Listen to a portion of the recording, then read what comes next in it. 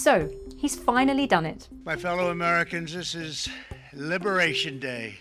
In a few moments, I will sign a historic executive order instituting reciprocal tariffs on countries throughout the world. Donald Trump's plan is to make America wealthy again.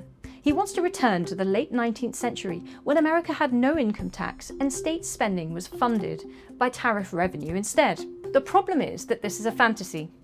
Americans were poorer back then and tariffs will hurt the economy. Stock markets around the world are reacting badly, and he could tip his country's economy into a recession. So, as you can see here, if Donald Trump fully implements his tariffs, America's tariff rate will return to levels not seen in more than 100 years. The president announced a blanket 10% tariff on all of America's trading partners. He also announced reciprocal tariffs on many countries, which are meant to reflect unfairness in how they deal with America.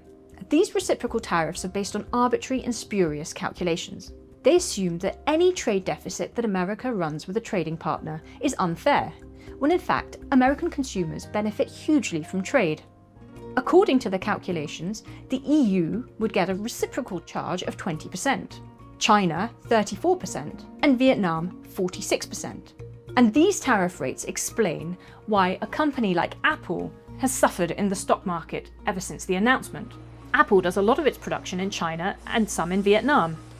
As the cost of imports rises, prices for businesses and households in America will go up as well. It's effectively a big tax increase for American consumers. The rest of the world, particularly Asia, is especially vulnerable. Unable to sell to America's market as much, Chinese exporters will have to find new markets. But domestic consumption has been weak for a long time. What happens next? In America, it's a possible bureaucratic nightmare. Donald Trump has announced tariffs on cars and car parts, steel and aluminium, and now reciprocal levies as well. Customs officials will have to try and enforce all of these in short order. America's trading partners, meanwhile, will be thinking about how to engage with the White House and whether to retaliate against these tariffs. They know that the more they retaliate, the more they hurt their own economies. Donald Trump's protectionism is not going anywhere, but there's a chance that he sees some of his tariffs as a negotiating tool to try and win concessions from trading partners. And it's that hope that trading partners will be clinging to in the coming days.